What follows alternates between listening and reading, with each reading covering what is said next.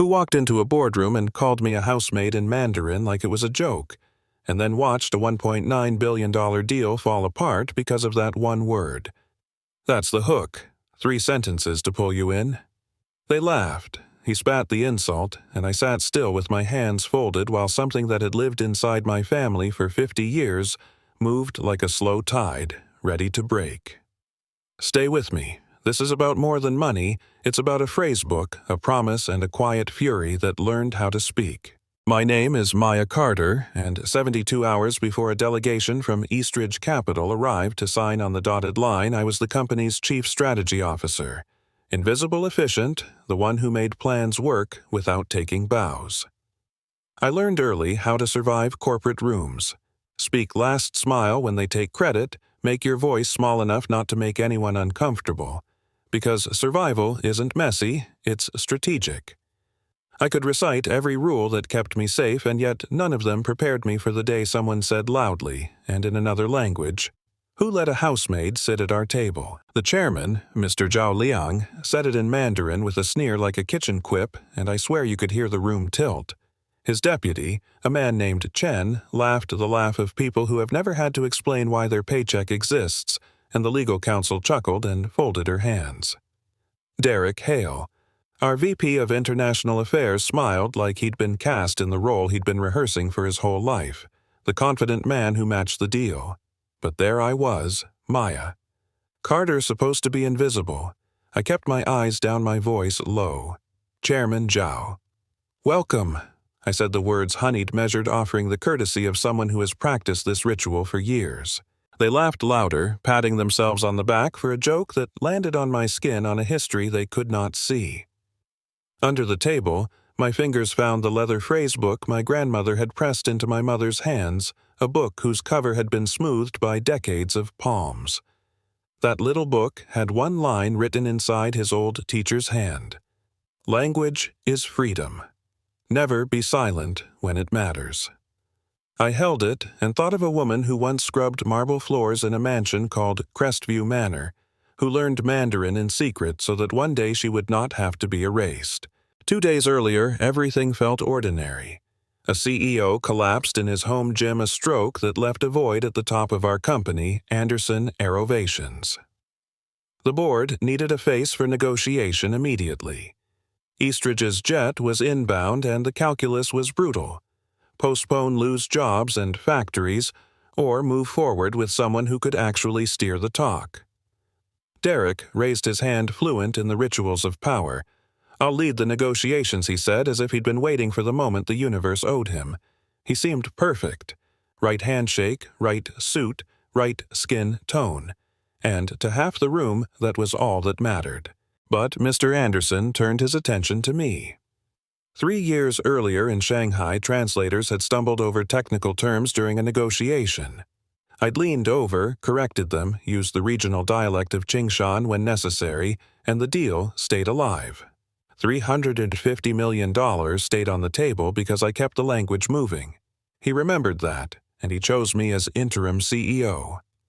Noise rose, objections flew, Derek's smile froze. He had plans, allies, pockets lined with secret favors. But Whitman Anderson had seen me work, and he knew 2 things about me. I'm fluent, and I remember.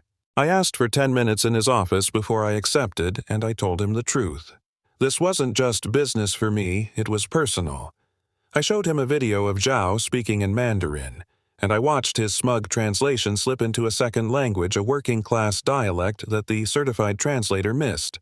The little shifts, the dismissive wrist flicks, the coded contempt. "He's not speaking the Mandarin you learned in school," I said. "He's speaking the language he grew up on. He's saying we're easy marks." Anderson's face tightened.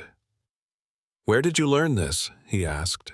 I put the leather book on his desk and told him about my grandmother Lottie, who had worked at Crestview in the 1970s.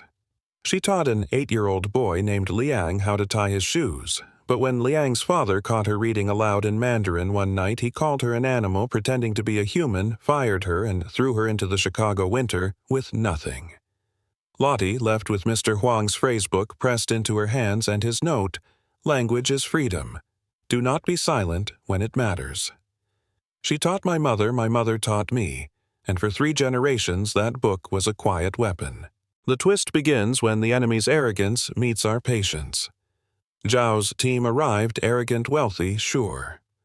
At a hotel bar, Derek, who had been on Eastridge's payroll through a shell company, slid a packet to Chen. Bank transfers, compromises, names, and dates, a dirty ledger that would make taking over easy. His plan was to provoke me into reacting, then use that reaction to claim espionage to humiliate and remove me and to renegotiate the profit-sharing in their favor.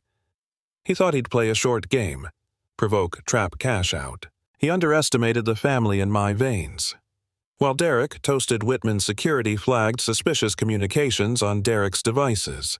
Sloppy encryption, a trail that led back to an Eastridge proxy. Shu, a junior lawyer in Zhao's circle who'd watched her own mother die because her employer refused a few days' sick leave, quietly reached out. She couldn't stand it anymore. She slipped me a USB loaded with messages, transfers, proof Derek had been selling our strategy, and recordings showing Zhao's real intention to take advantage. She also told me something I already knew, that someone in Zhao's circle had called me a housemaid because, to them, that's all I could be. We made a plan not of vengeance, but of patience. I would stay silent for 36 hours, let them speak freely, let arrogance show its teeth. Then, at the signing, I'd put the book and a photograph of Lottie on the table and speak in Zhao's father's dialect.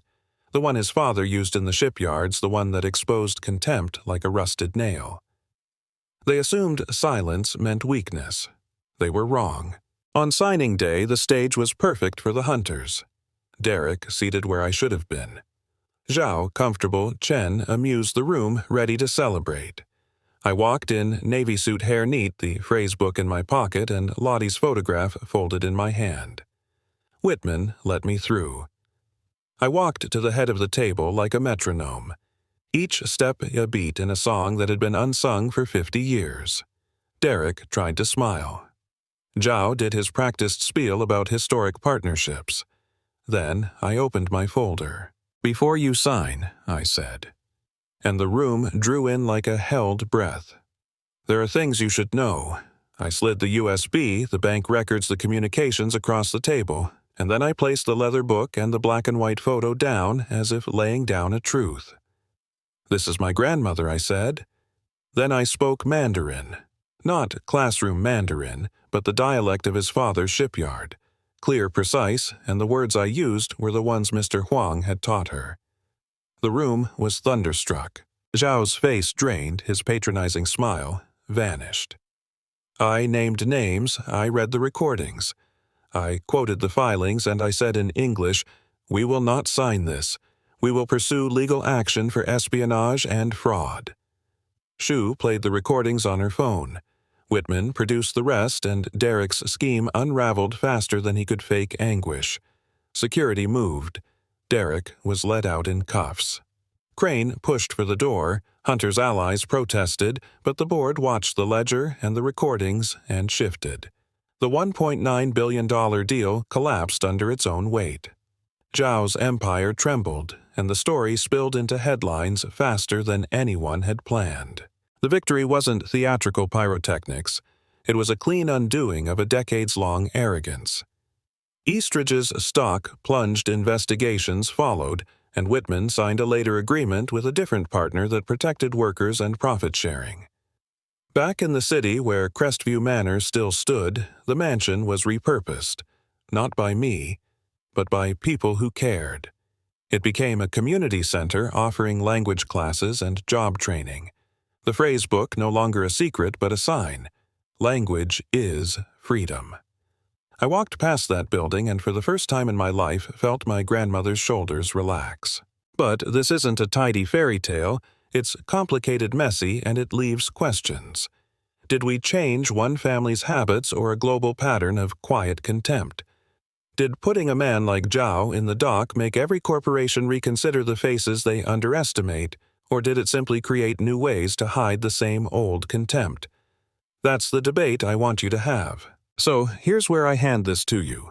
In the comments, tell me what you think. Was I right to use that woman's memory the way I did to weaponize a family history for public justice? Was the board right to play hardball, or did corporate pragmatism save jobs? Have you ever seen someone underestimated turn the room on its head? Or have you been the one kept invisible? Tell your story. Debate the ethics. Call out the prejudice you've watched or owned up to. If this hit something in you, like, share, and subscribe. And then tell me who taught you not to be silent.